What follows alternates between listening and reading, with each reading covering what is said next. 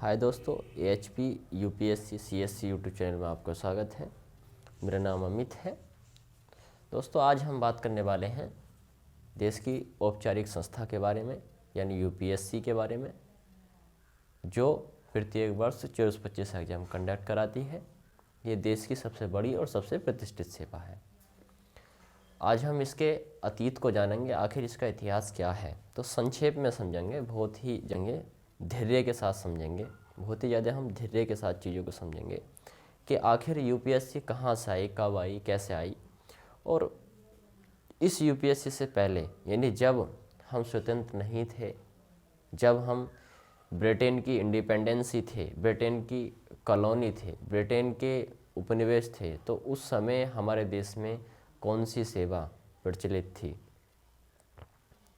उस समय हमारे देश में कौन सी सेवा प्रचलित थी, तो देखते हैं। तो UPSC एक औपचारिक संस्था है, तो इसको जानने के लिए इसके अतीत को जानना बहुत ज़्यादा ज़रूरी है। तो हम टॉपिक डाल सकते हैं आज का टॉपिक है हमारा, टॉपिक है आज का UPSC का संक्षिप्त इतिहास। संक्षिप्त इतिहास। इस औपचारिक संस्था से पहले इस UPSC से, इसकी फुल फॉर्म होती है यूनियन पब्लिक सर्विस कमीशन। तो जब हम गुलाम थे, तो उस समय हमारे भारत में जो सेवा थी वो ICS के नाम से जानी जाती थी। किस नाम से जानी जाती थी? ICS के नाम से। इस UPSC से पहले हम ICS की बात करेंगे। इस UPSC से पहले, इस आधुनिक सेवा जो है UPSC, इससे पहले हम ICS की बात करेंगे। ये भी एक औपचारिक संस्था थी, वो भी एक औपचारिक संस्था है। तो ये सेवा एक अंग्रेजी गवर्नर जनरल थे, लॉर्ड कॉर्नवालिस। इनके द्वारा या इनके शासनकाल में या इनके नेतृत्व में ये सेवा को संचालित किया गया था देश में।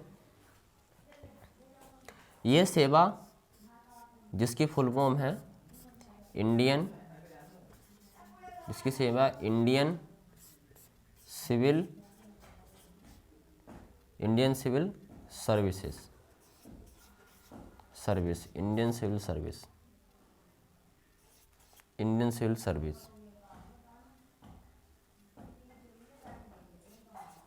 सिविल सर्विस,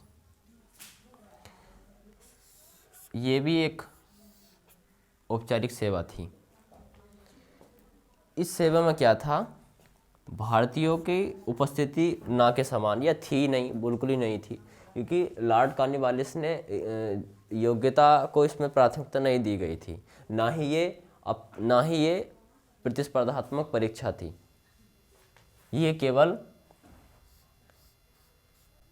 इस सेवा का उद्देश्य था, इसके शासनकाल में लॉर्ड कॉर्नवालिस के, कि अधिक से अधिक ब्रिटेन के जो ब्रिटेन के युवा थे, जो ब्रिटिश युवा थे, उनको अधिक से अधिक इस सेवा में नियुक्त किया जा सके।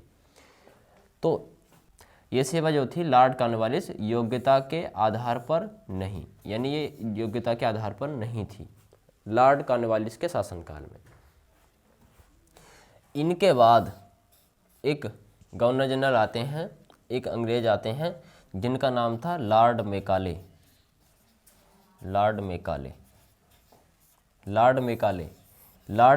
के शासनकाल में क्या हुआ? इन्होंने इस व्यवस्था को समाप्त कर दिया सन 1853 में। सन 1853 में इस व्यवस्था को समाप्त कर दिया, जो ये योग्यता के आधार पर नहीं थी। अब क्या हुआ? इन्होंने इस सेवा में, ICS में, योग्यता को प्राथमिकता दी।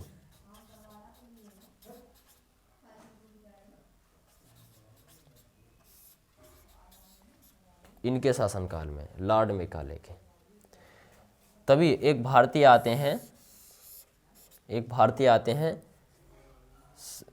जिनका नाम था, जो भारत के प्रथम सिविल सेवक बने थे सन 1864 ईस्वी में, और लगातार वो 30 साल तक देश की उन्होंने सेवा करी थी एक भारतीय प्रशासनिक अधिकारी के रूप में।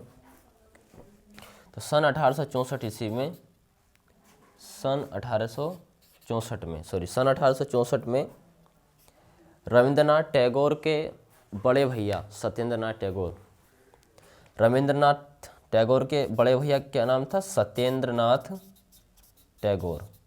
ये भारत के प्रथम आईएएस ऑफिसर बने या प्रथम सिविल सर्वेंट बने। तो ये इसका थोड़ा से संक्षेप में इतिहास था कि आखिर यूपीएससी से पहले जब भारत ब्रिटेन की इंडिपेंडेंसी था या जब हम ब्रिटेन के उपनिवेश थे, तो उस समय भारत में जो सेवा थी, भारत में जो एक औपचारिक सेवा थी वो आईसीएस थी।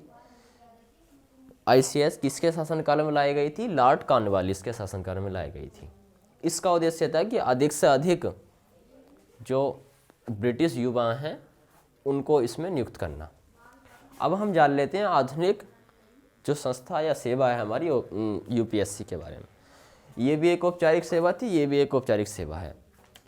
तो यूपीएससी के जब इतिहास पर बात की जाती है, आखिर ये यूपीएससी कैसे बनी, कहाँ से इसकी प्रोसेस हुआ कि यूपीएससी को भी स्थापित या इसकी स्थापना भी की जानी चाहिए।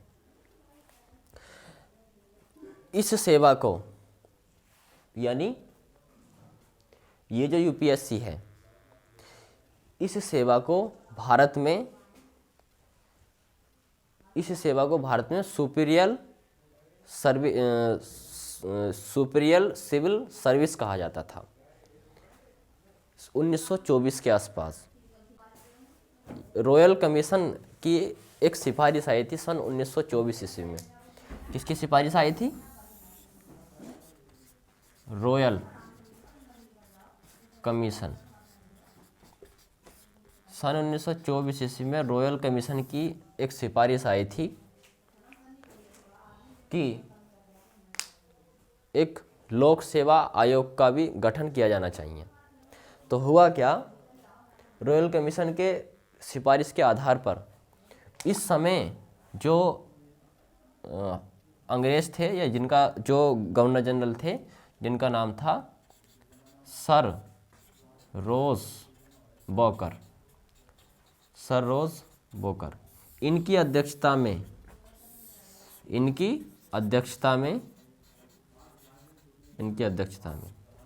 1 अक्टूबर 1926 को प्रथम संघ लोक सेवा आयोग की स्थापना हुई। क्या हुई? प्रथम संघ लोक सेवा आयोग। प्रथम संघ लोक सेवा आयोग की स्थापना की गई। इसी समय क्या होता है, हमारे भारत के जो स्वाधीनता आंदोलनकारी जो नेता थे, उन्हें लगा ये सेवा देश के लिए सबसे उत्कृष्ट है और प्रतिष्ठित सेवा है और ये एक व्यापक औपचारिक सेवा भी है। तो उन्हें लगा ये सेवा तो देश के लिए बहुत अच्छी है। उसके बाद क्या होता है, हमारे आंदोलनकारी नेताओं के प्रभाव से एक एफपीएससी, ये भी एक सेवा थी, एफपीएससी का गठन किया गया।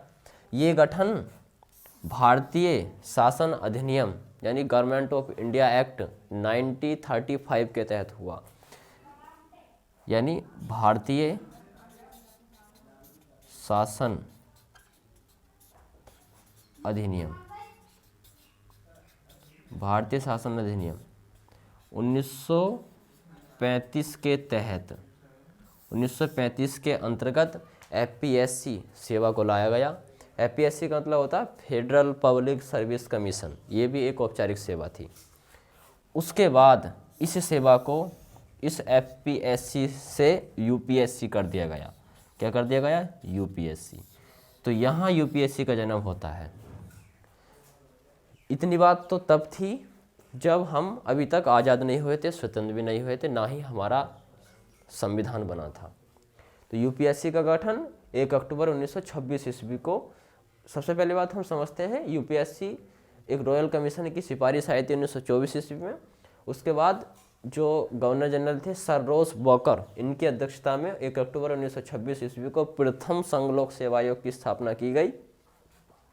हमारे स्वतंत्र सेनानियों के योगदान से या उनके जोर शोर से एक भारतीय शासन अधिनियम 1935 के तहत एफपीएससी को देश में लाया गया। ये भी एक औपचारिक सेवा थी और इस सेवा से, एफपीएससी सेवा से, इसको यूपीएससी में कन्वर्ट कर दिया गया, यानी यूनियन पब्लिक सर्विस कमीशन में कन्वर्ट कर दिया गया। अब हम बात कर लेते हैं, मैं इस एक्ट के बारे में बताता हूँ कि भारतीय शासन अधिनियम 1935 क्या था। गवर्नमेंट ऑफ एक्ट 1935 कहता था कि जब तक देश का संविधान नहीं बन जाता है तब तक इस एक्ट के माध्यम से देश का शासन चलता रहेगा, यानी ये एक्ट कहता था 1935। अब इस यूपीएससी को संवैधानिक दर्जा या संवैधानिक निकाय के रूप में दर्जा कब प्राप्त हुआ, इसको भी जान लेते हैं। हमारा देश 26 जनवरी 1950 को लागू हुआ। हमारा संविधान 26 जनवरी 1950 को लागू हुआ। हमने इसे अधिनियमित, आत्मार्पित और अंगीकृत किया, अपने से अंगीकृत किया। कब किया? 26 जनवरी 1950 को। क्या होता है, इस सेवा को, इसके पश्चात ही इसी समय इस सेवा को, यूपीएससी को एक संवैधानिक दर्जा दिया गया। संवैधानिक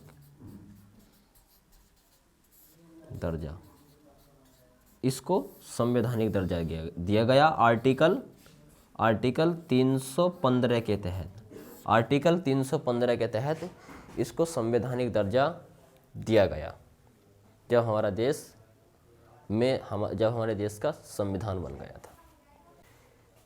यदि इसके कार्य की बात की जाती है, आखिर इसका कार्य क्या है, इस औपचारिक संस्था का कार्य की बात की जाती है, तो इसका कार्य है राज्यों में सेवाओं की नियुक्ति के लिए परीक्षाओं को आयोजित कराना या फिर जो एग्ज़ाम होते हैं उनको कंडक्ट कराना। क्योंकि यूपीएससी प्रत्येक वर्ष 24-25 एग्ज़ाम को कंडक्ट कराती है। इसी के माध्यम से जो युवा हैं वो आईएएस, आईपीएस, आईआरएस, आईएफएस इन औपचारिक सेवाओं में जाते हैं और तभी वो प्रशासनिक अधिकारी बन पाते हैं। इससे अगली वीडियो में हम जानेंगे आखिर जो यूपीएससी है, यूपीएससी के एग्ज़ाम पैटर्न को जानने वाले हैं कि यूपीएससी का एग्ज़ाम पैटर्न क्या है और ये परीक्षा कितने चरणों में होती है। तो दोस्तों, आशा करता हूँ आपको ये वीडियो अच्छी लगी होगी। कृपया इसे सब्सक्राइब, लाइक एंड शेयर ज़रूर करना। जय हिंद, जय भारत।